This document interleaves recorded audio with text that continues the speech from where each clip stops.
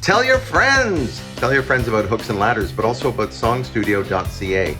You can get all kinds of information about songwriting, tips, and all kinds of stuff. Anyway, like, follow, and subscribe. That's what we need. That's what you need.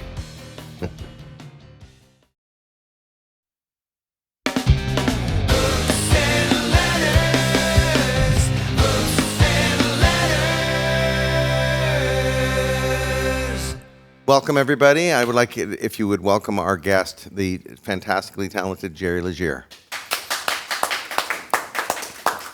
Hey. So here's a funny thing. We've known each other quite a long time, but I actually don't know that much about you. And I suppose... I know a lot about you. Yeah, you do. But I could look up on the internet and find out, your Wikipedia and so forth. But I'm going to ask you directly, rather than, otherwise it would be, we'd have to open up a big screen or something. So, how did you? Well, first of all, are you a Torontonian? Yes. Yeah. Always have been? Yeah, I've always been an East Ender. I grew up at Woodbine, basically like Kingston and Woodbine area. More or less where you live now. Pretty much, yeah. I'm in Little India, so I like the East End. Yeah. Yeah. That's and in Toronto. Good for songwriters. You're not as distracted by the bright lights, big city. Right, and the hipsterisms, yeah. There's a big divide in Toronto between the East End and the West End. I don't know if you're aware of this, but it's in terms of our world of musicians, like if you live in the East End, you're just a pariah. I remember years ago there was, there's a lot of competition with songwriters. I actually had a songwriter in a bar come up to me and tell me that, why don't you stay on the East Side? Like, whoa, I thought maybe we were going to meet at like a flagpole after too, but it didn't quite go that way. I'll see you on the baseball diamond after. Yeah, don't cross the tracks. Well, it's a real thing, and I don't know why it is so much. I like the West End, but I like the East End too. So, and when I moved east, by the way, my songwriter friends were like, "You're doing what?" So, but you've been there all along. And when did you start playing music? How old were you? I guess I was about 11, I would say. My oldest brother, Jamie, his wife at the time, dropped off her...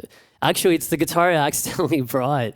I was planning to bring a different one, but I foolishly didn't check in the case. But the guitar that I brought that's behind me is the guitar that I learned on, just like a late 70s cheap Fender acoustic. And, it's still really, I use it a lot for writing and yeah, my brother, I'm kind of going on a tangent here, but my brother, John, he tried to teach me guitar, but, he wasn't really a teacher. Yeah. He showed me how to play the D chord and just told me to keep practicing that over and over again. And every so often he'd look and, are you practicing that D chord? Like, this isn't fun.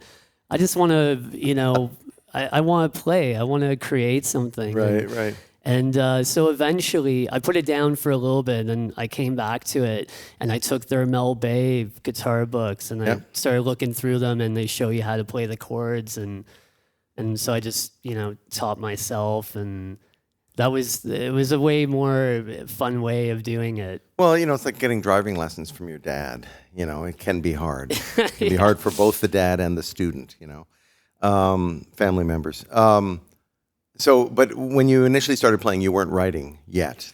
Well, or how early did that come into things? Well, what I started doing, because I didn't want to think of it as practice and stuff. I learned how to play a couple chords and I made it into my own song, so I would have fun. Right, just making stuff playing up. it. It's just like I'm just playing this song I wrote, and when I felt like I got that down enough, I would learn a couple more chords and do the same thing. And and my brothers were also writing poetry and stuff like that. So I started writing words like It came back to me recently, actually, that there was one song I wrote the words. I just took the tune of "While My Guitar Gently Weeps," and I would do that, and that's still actually a trick that I do to this day. Like I'll take like an old usually like a simpler melody, like an old Hank Williams song, and I'll write my own words to it. Right. And then when, I'll find a different melody to go along with it. But that's sort of, it just kind of jump starts. Yeah, exactly. The words it gets flowing. the creative process. Well, we were talking about this yeah. earlier. We were talking about, I was telling these guys about my friend who was writing to karaoke tracks, right? And he would deliberately pick songs that he didn't know, so that then he'd feel free to write whatever. But I think inspiration can come from anywhere, including other people's songs that that you're just rewriting the words. Like Yeah. What I railed about, and probably to my detriment, was the idea about of somebody sitting and sort of waiting for the inspiration to strike. You find your inspiration, and in that case, you found it in a Beatles song in that instance, or a Hank Williams song, as you say. So okay, so how old were you though when you actually like felt like I've written a song now? And you played it out. How about that? And you played it in front of somebody. Okay, yeah. I would have been about 14. And yeah, I did start feeling like the songs were, getting a little bit better. Right. And I just had a real urge to play them in front of people. And there was this coffee shop down the street. I saw this ad in the Beach Metro that there was an open stage at this coffee shop, Grabba Jabba. And it was Friday nights. I went down there and the two guys that were hosting it, I was just a kid, so I kind of felt like they were not really taking it seriously, and I don't blame them, but it's also pretty funny because they got me up during their break, and I did 4 songs. I did a couple of my own, and I had some of my high school buddies there, and I did 2 covers. I did Pocahontas by Neil Young, I love that song. Beautiful song. But I also did Desolation Row, Bob Dylan. Yeah, took up a lot of time doing that. Yeah. Wait, what am I doing?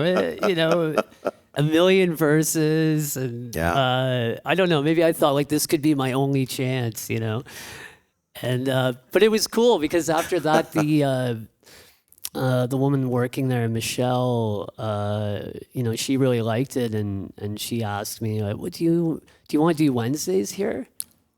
So you go from just like a guest spot to being offered a night. Yeah, and throughout high school, I played every Wednesday there. No PA, so I had to learn how to project my voice and fill the room and stuff, and I didn't get paid. I got paid in Snapple, and Right. Peach was my favorite. But yeah, it was a really great learning experience because I became more confident, playing in front of people and stuff. How long would you have to play, like on a Wednesday night? Like, would you play like 2 hours or an hour? Yeah, probably 2 hours. Probably a couple that's sets. fantastic because it's forcing you in an environment where people are paying attention, but maybe not paying full-on laser-like attention. So it gives you a bit of leeway. It's a pretty great way of learning. Yeah, and it makes you want to write more songs and learn more covers because you have all that time to fill. Yeah. So that was pretty cool too. Yeah.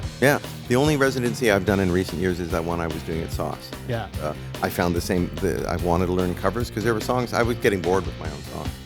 And dust off some of the old. I dusted off some of the old songs, and I started playing them. It's almost like playing a cover. Yeah, there's some old songs like, I wrote this. Yeah, exactly. This is what I would change about it now.